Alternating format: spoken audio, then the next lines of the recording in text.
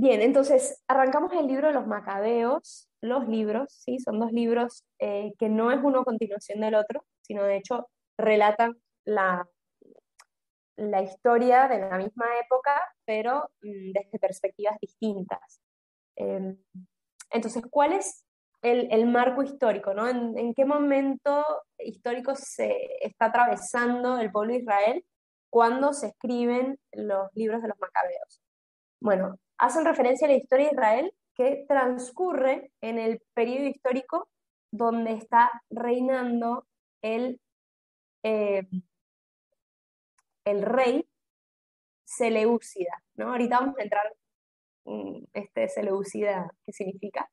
Eh, que se llama Antíoco IV Epifanes, ¿sí?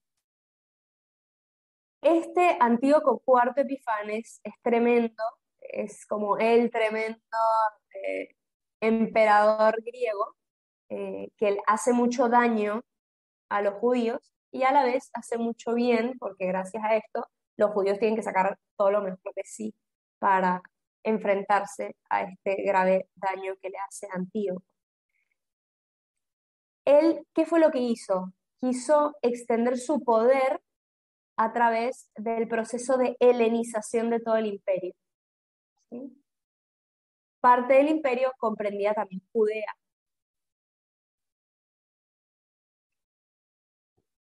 El reino seleucida, la capital era Antioquía, ¿sí? Y se extendía desde el Mediterráneo, es decir, por ahí por Grecia, la actual Grecia, hasta Mesopotamia, la actual Siria.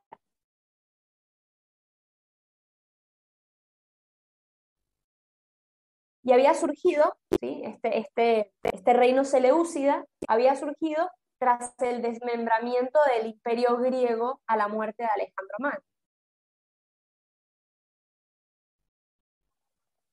Ahora, vamos a un poco atrás, ¿no? Después de la conquista del imperio persa, ¿no? Recuerden que el imperio persa estuvo reinando desde el 539, siempre sobre el Palestina, desde el 539 hasta aproximadamente el 533, perdón, 333. En el 333, en una lucha de, del emperador persa contra el emperador griego, ¿sí? Que en ese momento era Darío y, el, y Alejandro, derrota Alejandro al emperador persa en la zona de Palestina, ¿eh? Siempre estamos hablando en la zona de Palestina. Y a partir de ese momento se empieza a gobernar el poder greco-macedonio, ¿no? Griego, más fácil. Y Alejandro tenía esta ambición de construir un inmenso imperio unificado a través de la cultura, de la política y demás, y no pudo llevar a cabo su obra porque él murió 10 años después de esto, es decir, en el 323, cuando él apenas tenía 33 años de edad. Él muere y entonces el inmenso imperio quedó dividido entre sus generales. Sus generales también se les llamaban diadocos, era la forma de decir general. Ellos se combaten entre ellos durante muchos años, imagínense quién iba a ser el emperador del gran imperio griego, y entonces al final terminan dividiéndolo, ¿no? Dividiéndolo en cuatro grandes dinastías, por decirlo de alguna manera, ¿no? Uno son los Seleucidas, otros son los Ptolomeos. Las otras dos no nos interesan porque no reinan sobre Palestina, porque estas dos se dividen lo que es Macedonia, Grecia y Asia Menor. Ahora bien, las relaciones entre los Seleucidas y los Ptolomeos fueron muy conflictivas, sobre todo por el dominio de esta tierra que está entre Egipto y Siria, ¿no? Que es justamente donde está Palestina. porque ese era la zona del creciente fértil, era una zona de grande mercado, ¿no? De traspaso de bienes y demás. Palestina va a pasar de una hegemonía a otra, ¿no? De los seleucios a los Ptolomeos, así. Entonces, primero, el primer gran momento va a ser que Palestina va a pasar al dominio de los Ptolomeos, ¿sí? Y estos Ptolomeos, que la capital era Alejandría, en Egipto, pues la situación mientras ellos estaban reinando, la situación política de Palestina era más o menos similar a cuando estaban bajo el dominio persa, es decir, gozaban de autonomía y libertad. Pero cuando en el año 198 pasa de los Ptolomeos a los Seleucidas, ahí empieza a haber muchos cambios. Al inicio no hay muchos cambios, pero luego sí. Y aquí, justamente esto es lo que narran los libros de los Macabeos, ¿no? El período complejo donde ya entran los Seleucidas a reinar sobre Palestina.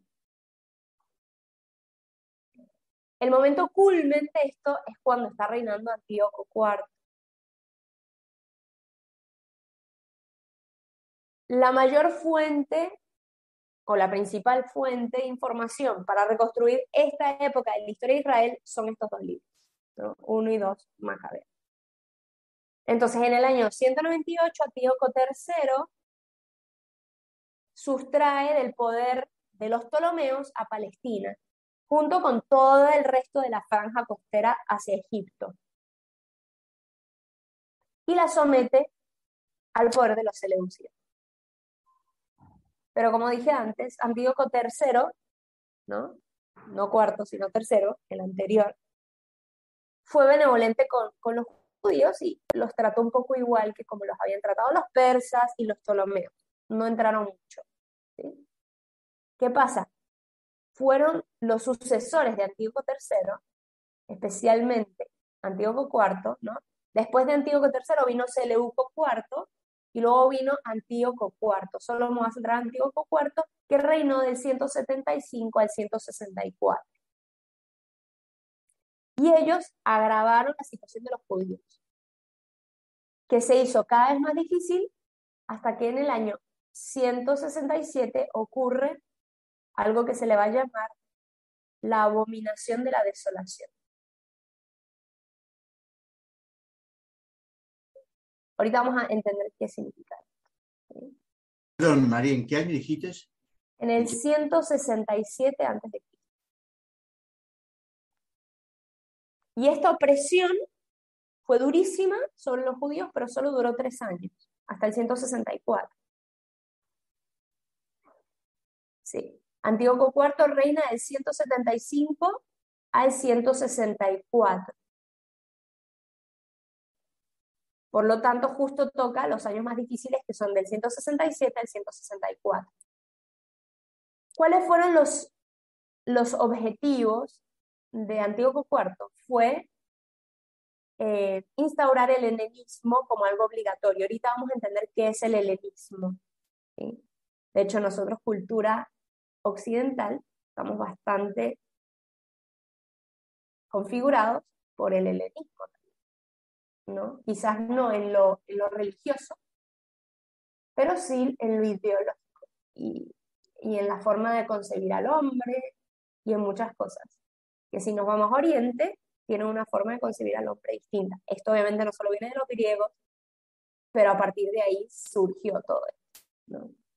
Que tenemos mucho para agradecer, pero otras muchas cosas que integrar con Oriente, ¿verdad? Que nos suma mucho. De hecho, un grave error de la Iglesia, o de parte de la Iglesia, una porción, como siempre, los graves errores no son absolutos ni abarcan a todo el mundo, de la ortodoxia más nacionalista, es considerar todo lo oriente como New Age, ¿no? Y todo lo oriente no es New Age, está todo lo oriente que viene del catolicismo de oriente. Jesucristo es oriental, no occidental. Y tenemos mucho para aprender de la teología oriental. Y con teología oriental, y de ahí viene mucho nuestra ignorancia, es que a veces la relacionamos automáticamente con el budismo, ¿no? O con el hinduismo, y no, la teología oriental hay teología oriental católica, ¿sí? Y que nos enseña un montón, ¿no? Eh, bien, entonces, ¿qué pasa?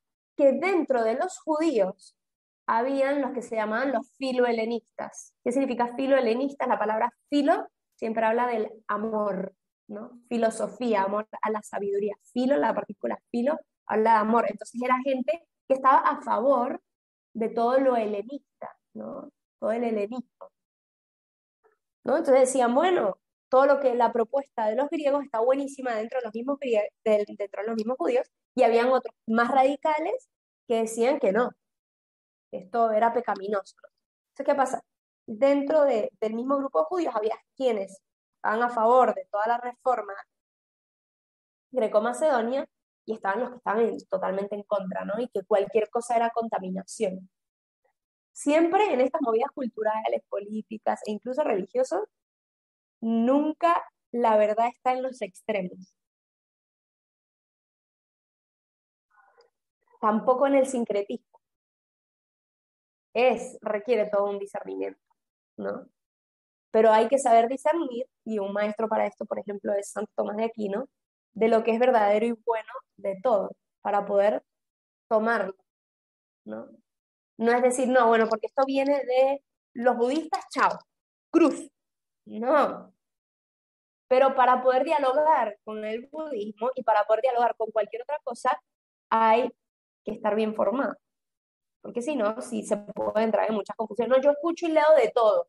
Bueno, sí, yo puedo escuchar y leer de todo, pero tengo que estar bien formado para poder hacer el adecuado discernimiento de poder detectar lo verdadero y bueno de donde venga, ¿no? Bueno, entonces esto es lo que les pasó, ¿no? Entonces había mucha división y rivalidad entre las clases dirigentes de los judíos, especialmente entre los sacerdotes. ¿Por qué? Porque luchaban por alcanzar el alto cargo del sumo sacerdote, porque tenía mucho prestigio ser sumo sacerdote y para nosotros esto es difícil de entender porque culturalmente se supone que es al contrario, pero el sacerdote gozaba de posibilidades económicas bastante importantes. Entonces, obviamente, cualquiera quería tener prestigio y dinero. Nunca hay nada nuevo bajo el sol. Siempre el ser humano ha querido lo mismo. Siempre. Las búsquedas han sido las mismas desde toda la eternidad. Y seguimos cayendo en las mismas trampas del demonio. Pero bueno, el punto es, había mucha lucha y pelea, y por eso a los que les convenía sumarse al helenismo para ser nombrado sumo sacerdote, porque el sumo sacerdote a veces lo nombraba el emperador griego, pues se sumaba al helenismo. Así de sencillo, no tiene mucha más complicación el hecho, ¿no? Voy a esperar a que estos chicos terminen de bajar, pues se está cortando un poco, ¿o no? Como que viene una masa de gente que corta el internet. Se te escucha bien igual, ¿eh? ¿Sí? Vale, perfecto. Entonces continuamos. Bien. Si nos metemos un momento nada más en 1 Macabeos 1, en el primer libro de los Macabeos, capítulo 1, versículo 10 hasta el 15, se cortó, ahora sí.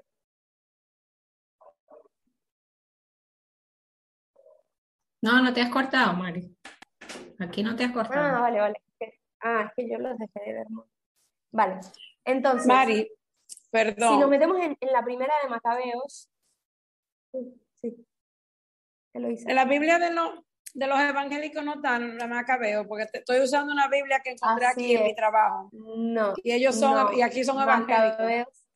Los Macabeos no lo tienen. O sea, me quedó la Biblia en mi casa. No, no los tienen, no los tienen. Ok. Ah, pues gracias. Bueno, ahorita, después de explicar un poco la historia, voy a explicar que estos libros tienen un tema canónico, ¿sí? De que no entraron en algún canon y en otro canon sí entraron. Vale. Entonces, en el canon evangélico no. Yo luego explico por qué. Bien, entonces, en 1 Macabeos, 1, 10, 15, un poco explican la situación de este modo, ¿no? Dice, surgió un nuevo pecador, Antíoco Epifanes, hijo del rey Antíoco, que había estado como rey en Roma. Subió al trono el año 137 del imperio de los griegos, ¿eh? Esto es un año distinto. Cada imperio tenía su datación, ¿no? El año 137 del imperio no es lo mismo que el año 167 históricamente. ¿Sí? En aquellos días surgieron de Israel unos hijos rebeldes que sedujeron a muchos diciendo, fíjense que esto es dentro de los mismos hijos de Israel. Vamos, concertemos alianza con los pueblos que nos rodean, porque desde que nos separamos de ellos, nos han sobrevenido muchos males. De nuevo, el pueblo diciendo, ¿saben qué? Hagamos alianza con nosotros. ¿Sí? Recuérdense que esto era como lo peor, era la falta de confianza, era decir, buscar mis seguridades en hacer alianzas con nosotros, ¿no? Y esto nos sigue pasando. Vamos a hacer un acuerdo con este que es un corrupto, pero bueno, con tal de que no me pise los callos.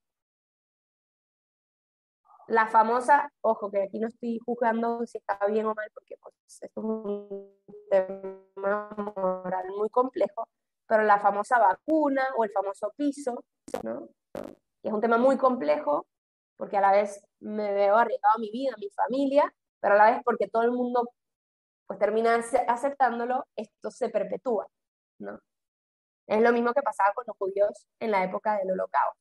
Y esto también es un tema muy complejo y yo no me atrevo a meter a juzgar la situación, simplemente es una constatación de la realidad, que qué pasa si todos esos judíos que los pusieron de jefes y de encargados de otros judíos en los campos de concentración se hubiesen rebelado y ninguno hubiese aceptado, ¿qué hubiese pasado? ¿No? Esto es un tema muy complejo. Pero bueno, esto nos sigue pasando hoy. Vamos a hacer una alianza, ¿no? Voy a cuidar mi rancho. Y bueno, y esto es lo que sucede. Bueno, esto fue lo que hicieron ellos, ¿no? Vamos a hacer alianza, entonces habían los filohelenistas y pues los más ortodoxos, ¿no? Entonces, en el año 167 se desencadena una persecución religiosa, cuando las autoridades griegas, en este caso los seleucidas, para romper definitivamente con las divisiones que se habían creado dentro de Palestina, esto de los filohelenistas y los que no, deciden imponer a la fuerza el estilo de vida de los griegos y prohibir todas las instituciones sagradas del judaísmo. Entonces, en diciembre de ese año, fue profanado el templo de Jerusalén.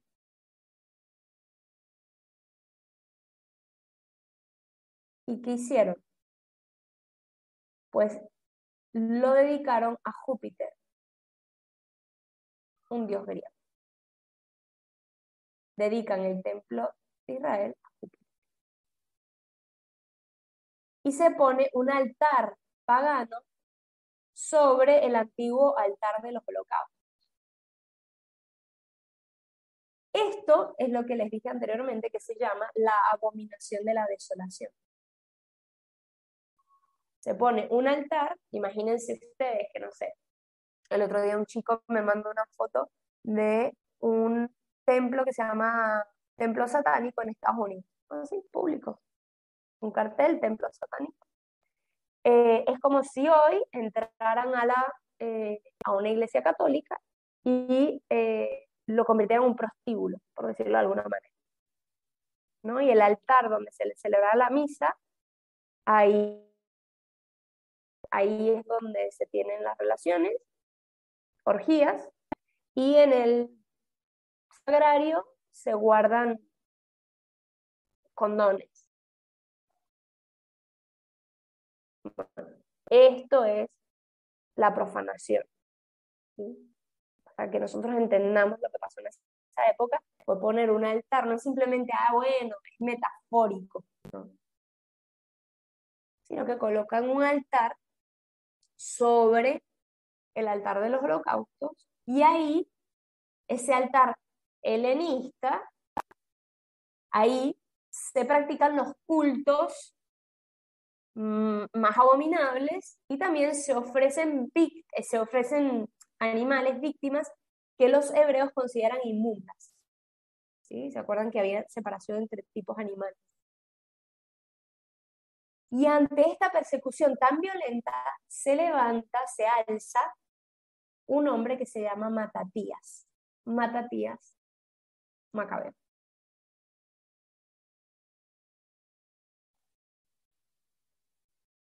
Matatías era un padre de familia judío estricto que tenía 5 hijos. El nombre Matatías significa don de Yahvé, don de Dios. Y era un sacerdote. Tenía familia sacerdotal.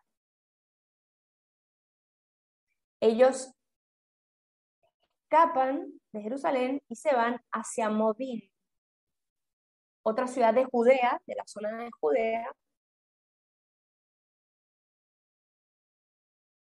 Perdón, ellos vivían ahí, en Modín, y escapan para ir a unos montes en Jerusalén, a unas cuevas, ¿no? En los montes.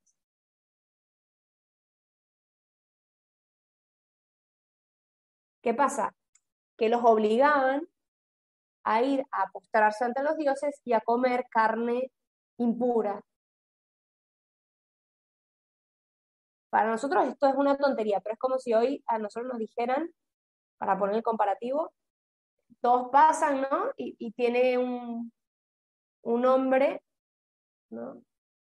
Un griego en este caso, pero un hombre, una hostia consagrada, y te dice escúpela.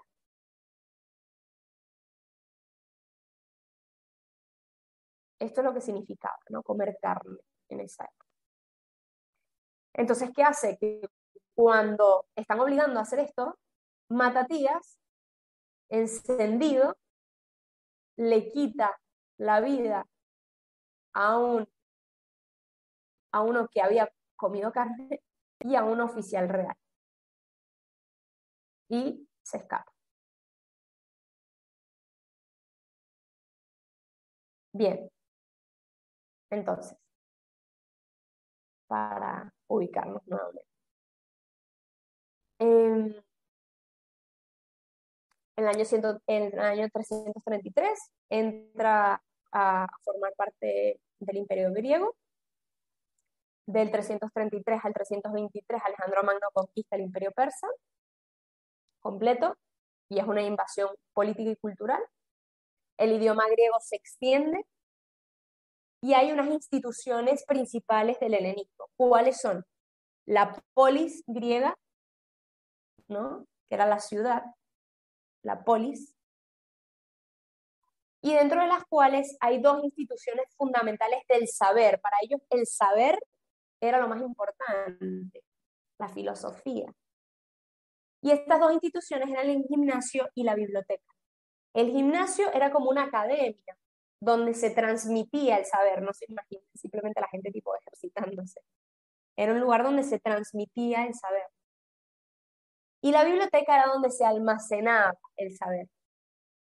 Y por eso estas 2 instituciones eran muy importantes.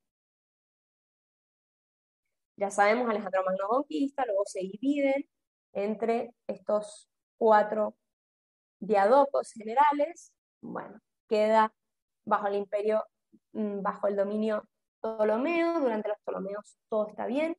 Luego vienen los Seleucidas a partir del 198, ¿sí? Y ahí empieza como a empeorar las cosas, cada vez más, hasta que en el 167 se produce esta abominación de la desolación y empieza la revuelta macabea.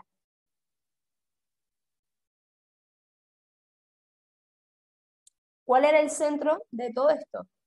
es que el imperio estaba obligando a todos los súbditos a adoptar el helenismo bajo pena de muerte, prohibiendo cualquier otra religión. ¿Sí?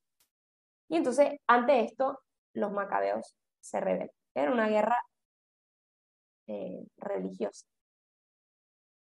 Bien, los judíos entran en contacto con la cultura griega, con todo lo que es su sabiduría, su organización política, todo. Y como les dije, hay judíos más refractarios ante esto, ¿no? Es una cultura extranjera y no nos vamos a mezclar, y los filohelenistas, que asumen el helenismo con mucha apertura, y esto a veces les lleva a la infidelidad. ¿Sí? Como les dije, durante los últimos años empieza a haber luchas por el sumo sacerdocio. ¿Sí? Y al principio esto era regido por la Torá, según los descendientes de Aarón. Había un sumo sacerdote legítimo, que era Onías III, y este Onías lo matan, lo asesinan. Su hijo, Onías IV, con miedo a que lo mataran también, huye a Egipto. Y entonces queda otro, que se llama Jasón, que él es de familia sacerdotal, y él acude a Antíoco IV, pagándole dinero para que lo nombre sumo sacerdote. Jasón, a pesar de ser judío, porque él es judío, de familia sacerdotal, es filohelenista. Y lo único que le interesaba era el poder y el dinero. Esto irrita mucho a los más ortodoxos, que se les llamaba los Hasidim. Se escribe con H, Hasidim. Ellos son los más piadosos y los más conservadores. De hecho, es el movimiento de los cuales derivan los futuros fariseos.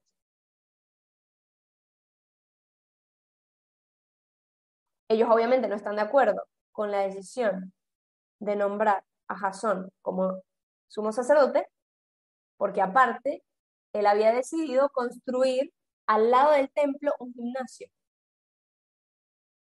una de las grandes instituciones del helenismo.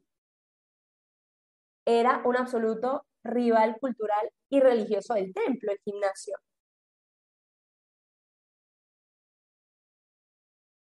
Y lo curioso fue que el mismo Jasón, el sumo sacerdote, fue el que promovió la construcción del gimnasio.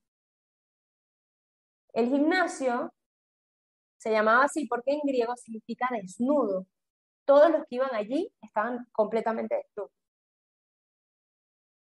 ¿Cuál era el signo de identidad de los judíos?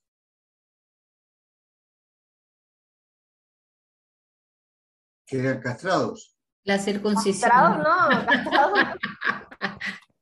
Me confundí. La circuncisión, que es solo el prepucio, ¿no? El prepucio que cubre el glande, la cabeza del pene, ¿no? Se le quita el prepucio, ¿no? No eran castrados, gracias a Dios. Pero entonces, ¿qué pasa? En el gimnasio, al ir desnudo, era algo que se veía. Y si tú querías, tipo, negar que tú eras judío, era evidente. Se veía. Y entonces, ¿qué hicieron? Los griegos se reían de los circuncidados. Porque era como si fuesen castrados, ¿verdad? Aunque sabemos que no. Que de hecho, es hasta una operación de higiene a veces. Los circuncidados, muchos por vergüenza, se hacían una operación para camuflarlo y se lo tapaban. Y esto a los Hasidim, futuros fariseos, les irritaba un montón porque era ocultar el signo propio de la alianza. Nosotros hoy hacemos esto, nos implica menos, ¿no? O si bendecimos los alimentos, no hacemos esto. Si estoy en la universidad, en el trabajo, nada, quizás hago una oración en mi corazón, que nadie me vea, ¿no? Pero esto, no, esto me expone mucho. Yo cuando iba a la universidad metía la mano en el bolsillo y rezaba el rosario con la mano en el bolsillo, no se me fuera a ver la mano con el rosario.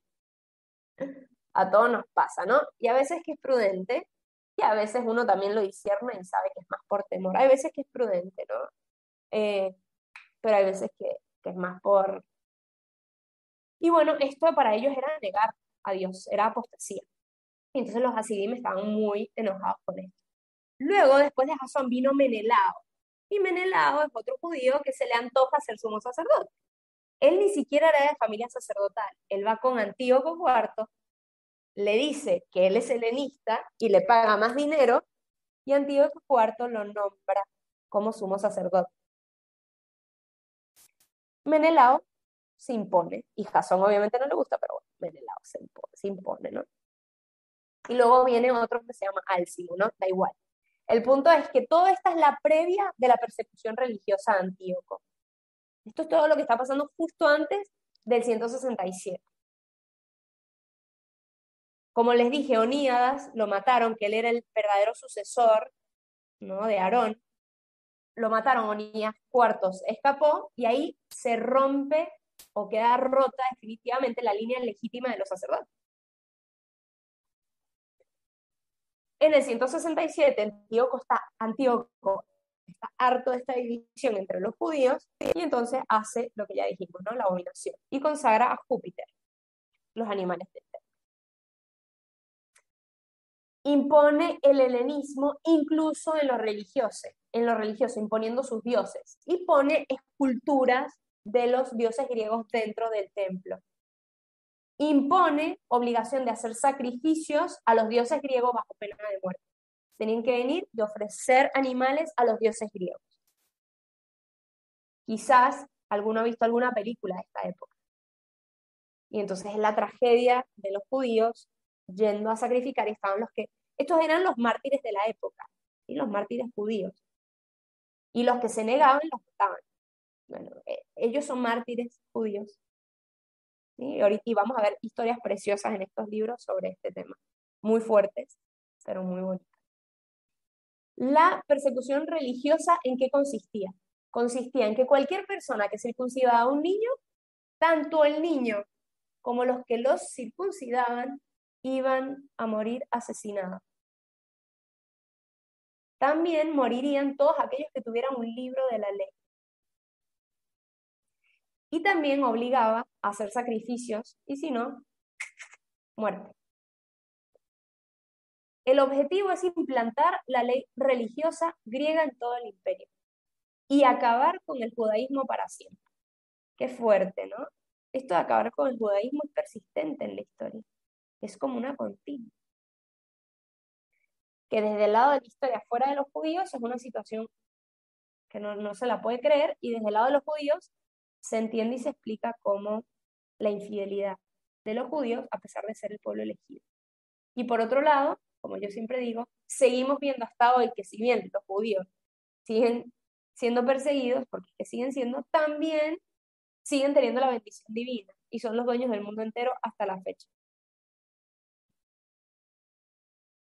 Hasta la fecha, los judíos son los dueños del mundo entero. Siguen teniendo la bendición. Dios sigue siendo fiel, pero también actúa con ellos conforme a la alianza, ¿no? Bueno. De esta persecución surgen los primeros mártires del judaísmo, ¿no? Los que se oponen a seguir a dioses paganos y a romper la alianza con Dios. Los primeros que se oponen a esto, que no se les llamaría mártires, sino que nosotros les llamaríamos ¿cómo?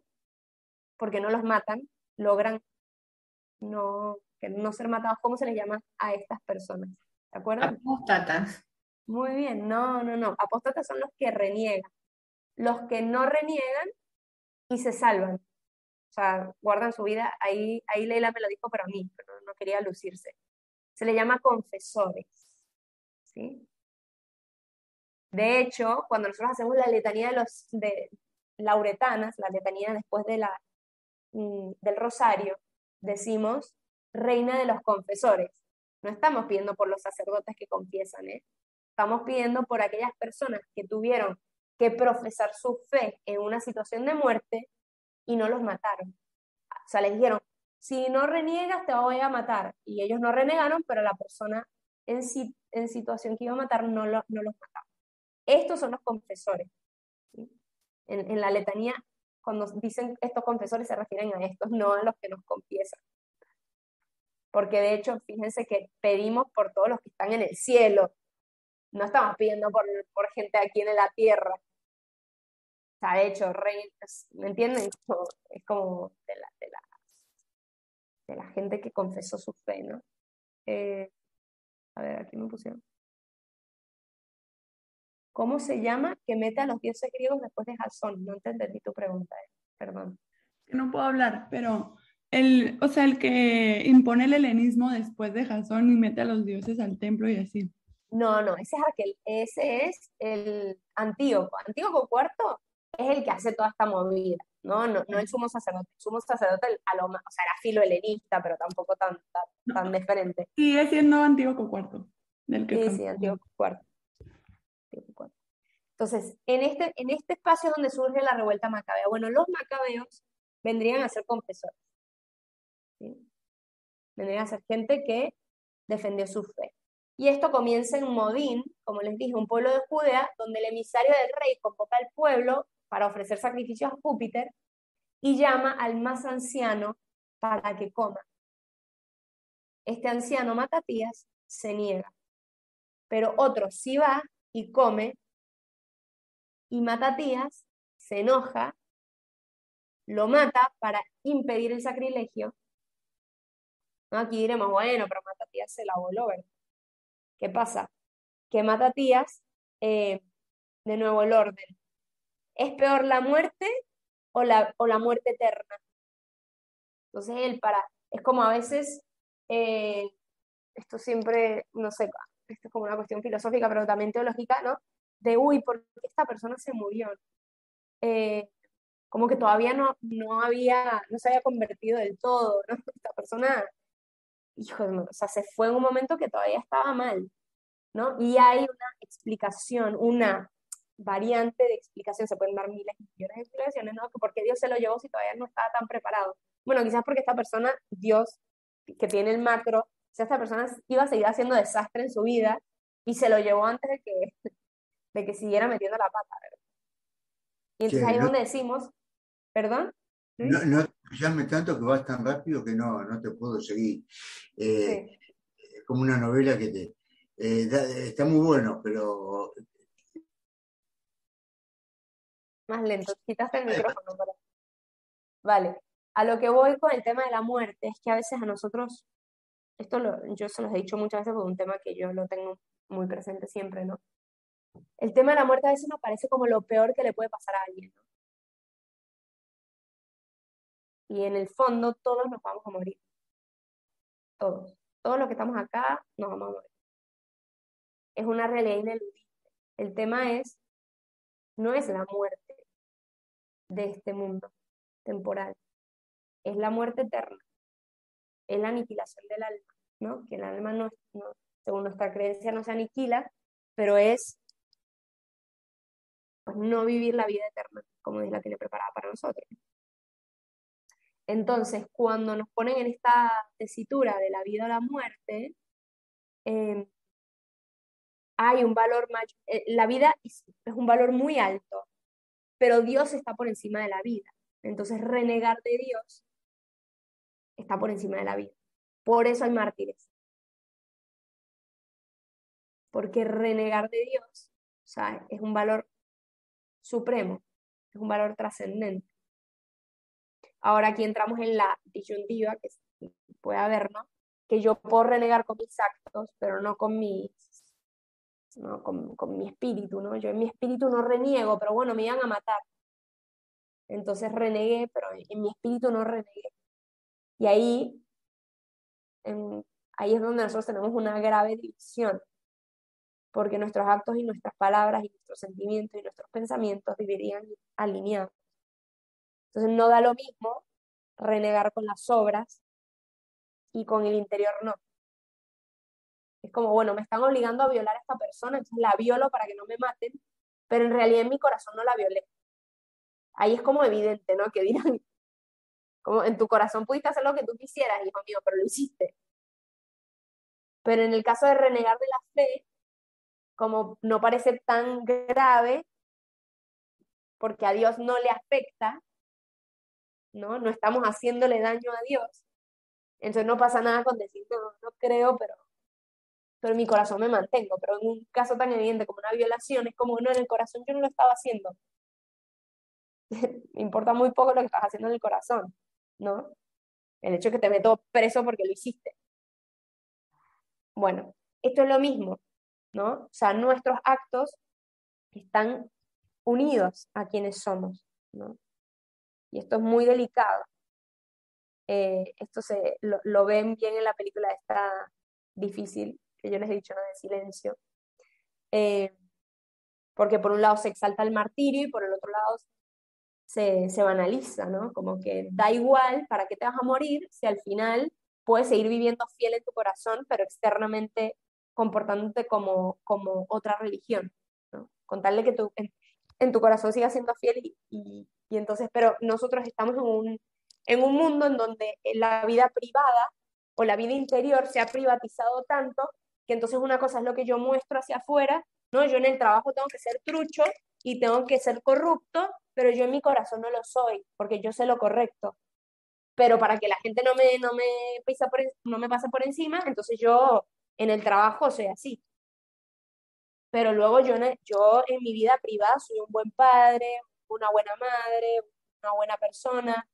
Y esto es muy delicado, ¿no? Separar la vida pública de la vida privada en cuanto a la coherencia de quienes somos. Pero en el mundo de hoy, y dígame si no, está como no está validado, ¿no? En el trabajo tienes que ser trucho, ¿no? Tienes que ponerte las pilas y caminar por encima de la gente. Aunque luego tú seas un hombre, hay otra película muy buena que cuenta el caso de un espía americano que trabaja para los rusos. Él es americano y trabaja para los rusos, y él es un hombre de misa diaria. Y está traicionando a su patria.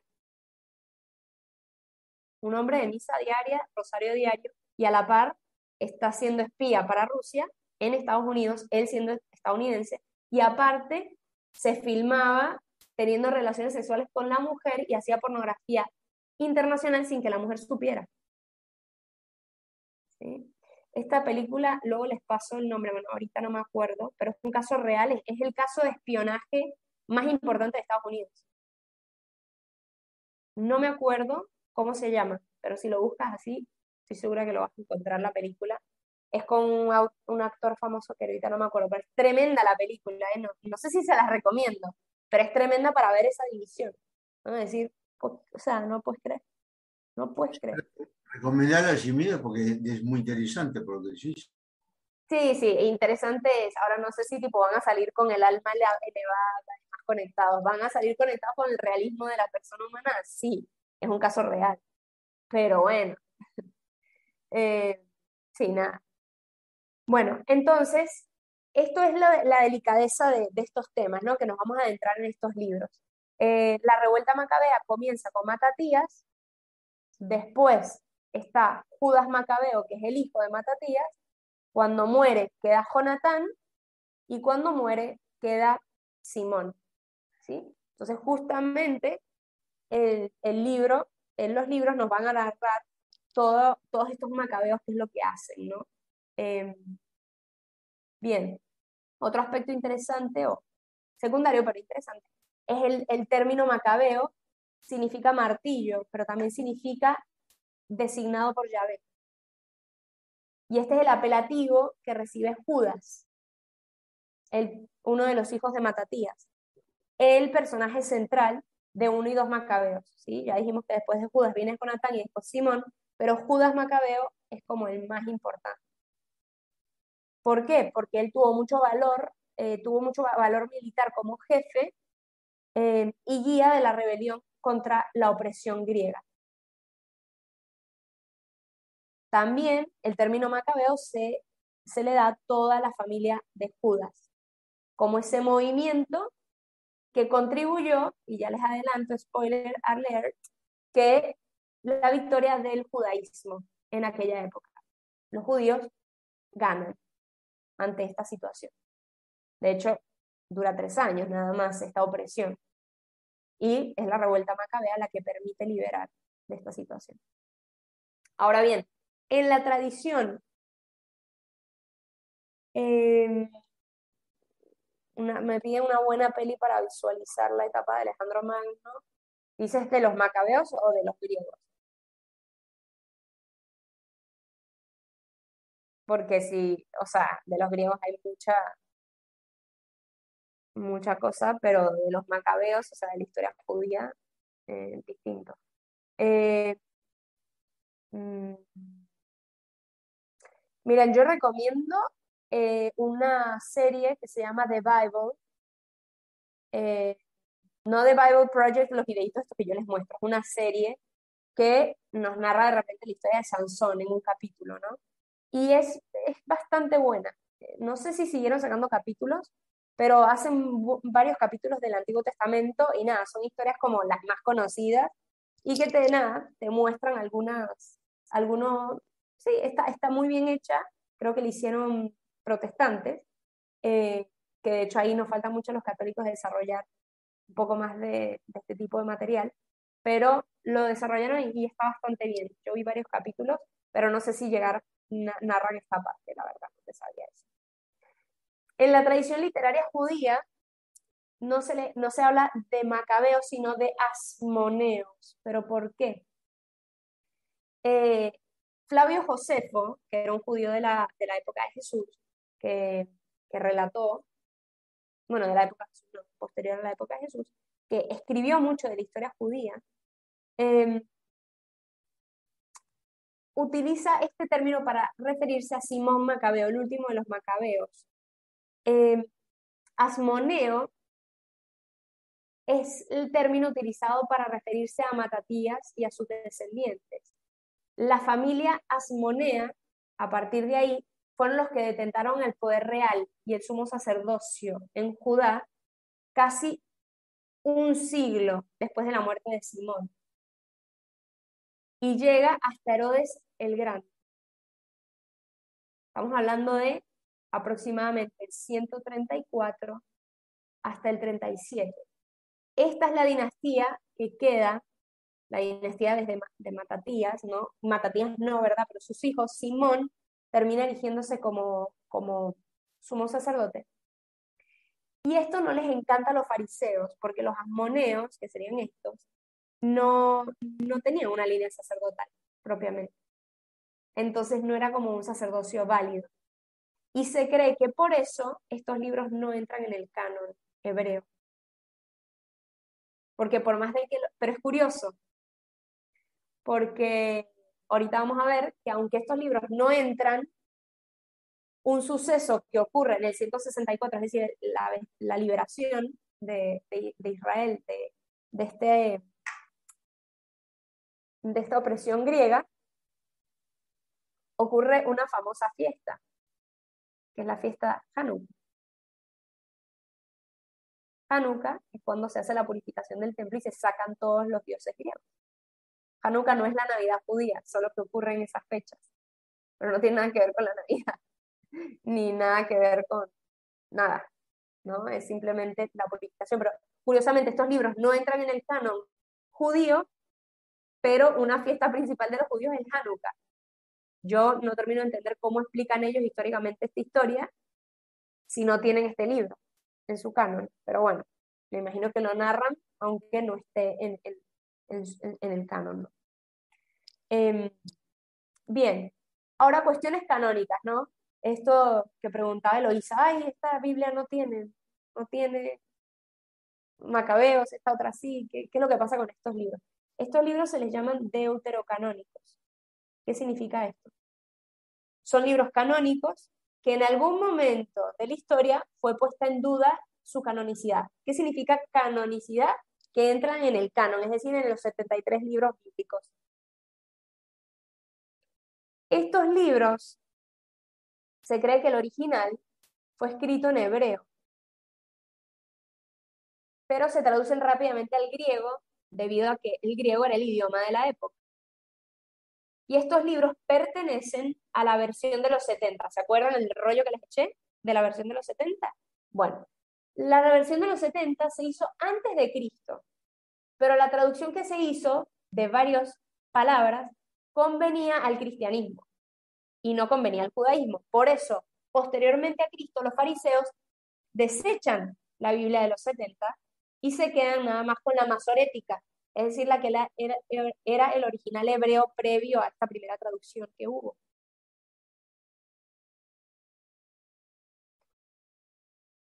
Como los judíos posteriores al cristianismo rechazan estos libros griegos, pues el griego era el lenguaje oficial de la iglesia.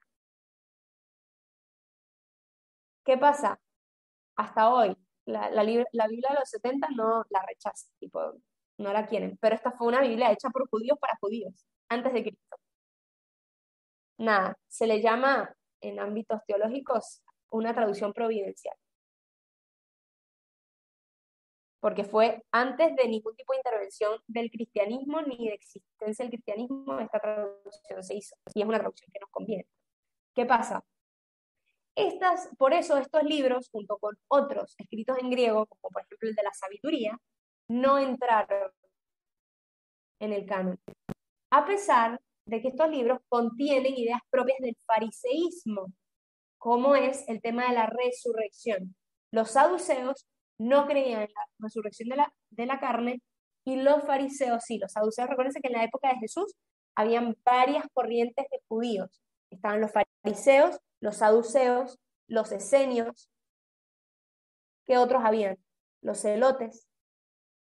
¿Sí? Es como decirles ahora los pentecostales, los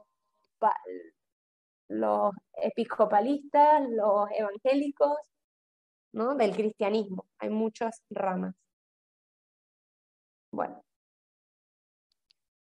lo que se cree, otros creen que no fue por eso que no entró en el canon, sino por el tema de la dinastía Asmonea, que no es propiamente de la raza sacerdotal, de la tribu sacerdotal, y por eso los fariseos, siendo tan rectos, lo descartan, ¿no? Como que narra esta historia.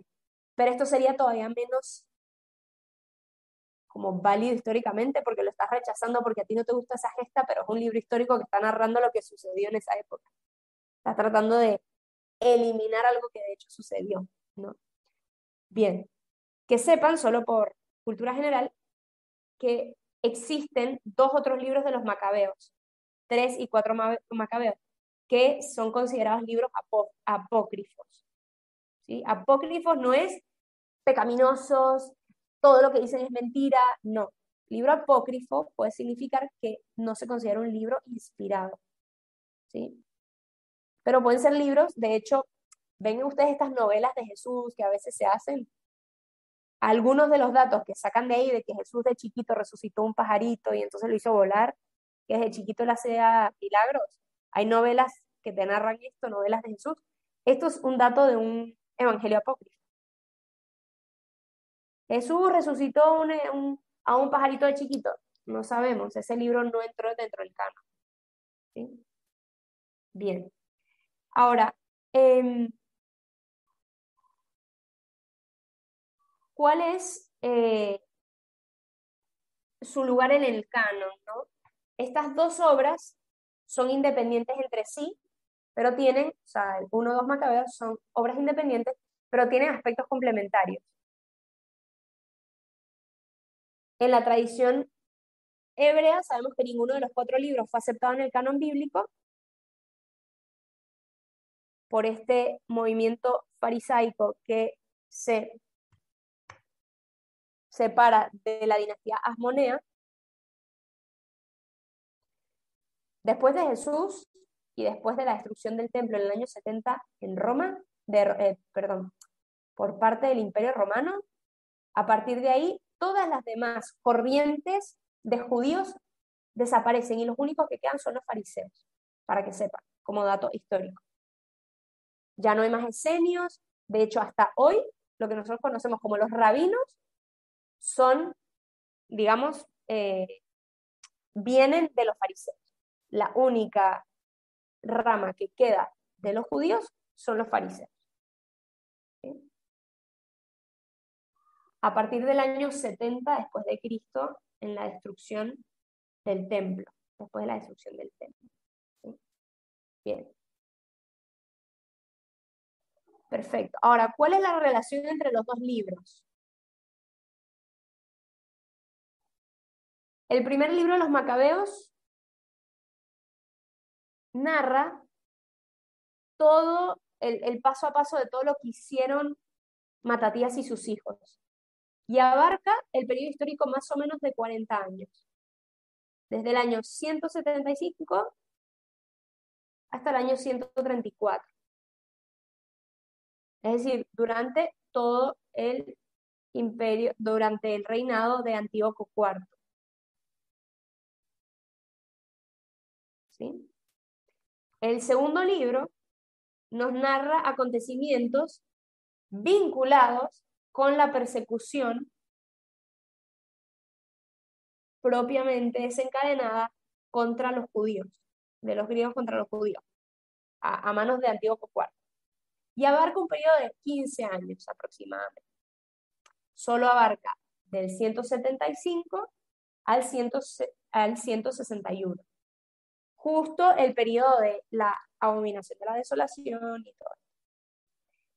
En el segundo libro lo que se va a destacar es el aspecto religioso de la lucha de los macabeos.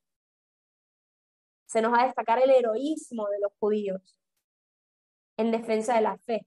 Por eso es un libro como más, el primero es más histórico y el segundo es como más interesante a nivel teológico. Porque busca poner de relieve la intervención constante de Dios, ¿no? Entonces nos va a mostrar más el elemento religioso. Otra diferencia quizás más técnica es que en el primero nunca va a aparecer la palabra Yahvé, solo va a aparecer el nombre divino Kyrios, Señor, Kyrie eleison, Christe eleison, ¿no? A veces en algunas misas formales, Señor, ten piedad, Cristo, ten piedad. Kyrie es Señor, Kyrios es Señor, ¿no? Bueno, probablemente después del exilio había un excesivo respeto hacia el nombre de Dios.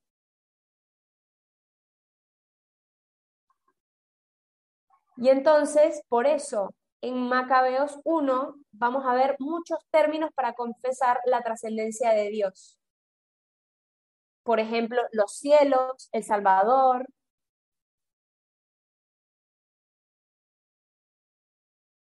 Y en cambio, en 2 Macabeos, por el sentido y su finalidad profundamente religiosa, se pronuncia el nombre divino.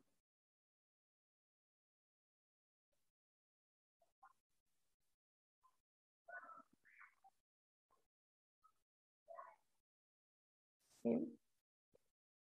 Atención, por si esto no quedó claro. La palabra Yahvé no se pronuncia. La que se usa, en cambio, Yahvé es Kyrios. Pero en Macabeos 1 no usan ni siquiera Kyrios. Solo la usan en 2 Macabeos. ¿Sí? Mari, perdón. ¿Cuál es la palabra que se usa? Kyrios. Con K. Kyrios. Kyrios. Ahí está, claro, sí. Con K. Kyrie eleison, a veces se reza en el momento del Señor ten piedad de la misa, se reza en latín, Kyrie eleison.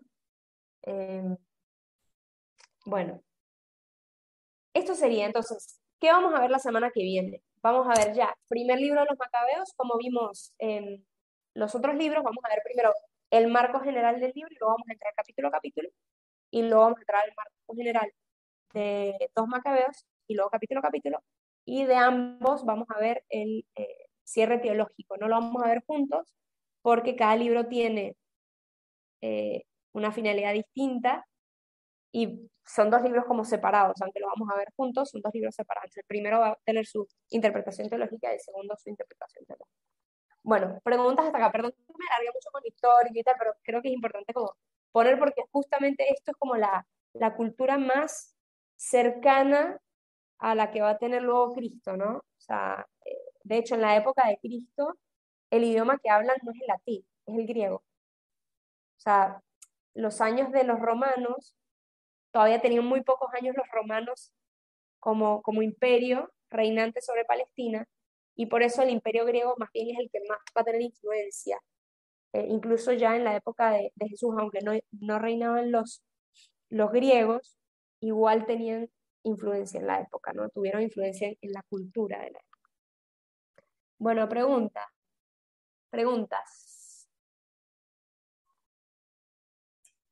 Tengo una pregunta, me quedó.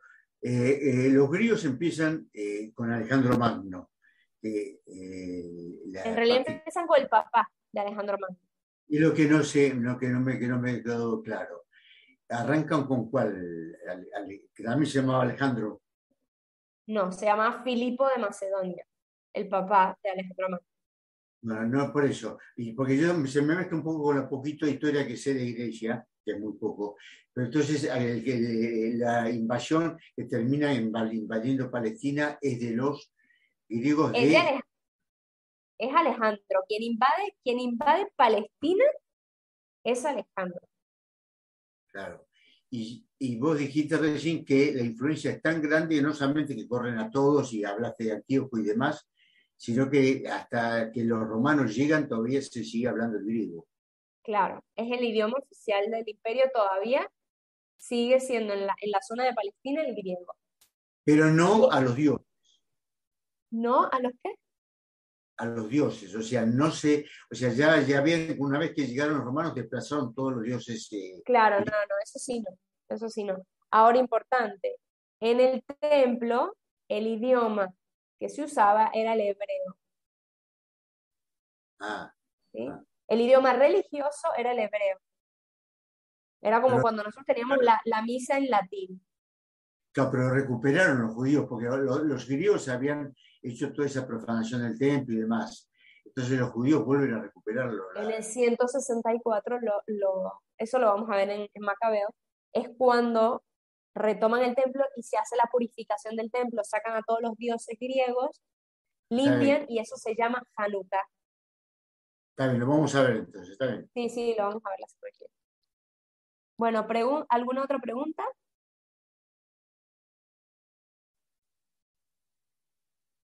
Si no hay preguntas, puede ser que se entendió todo, no se entendió nada, así que esperemos que se haya entendido todo. Bueno, entonces damos gracias a Dios. En nombre del Padre, del Hijo y del Espíritu Santo. Amén.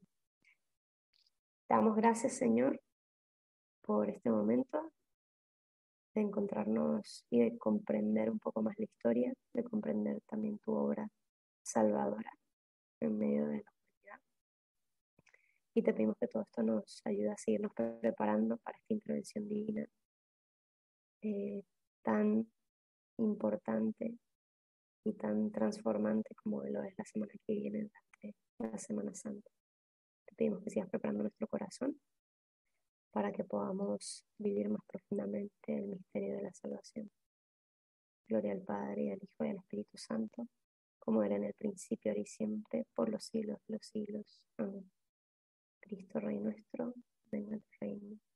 Virgen de Luján, ruega por nosotros. Bueno, perdón, aprovecho antes de despedir. Si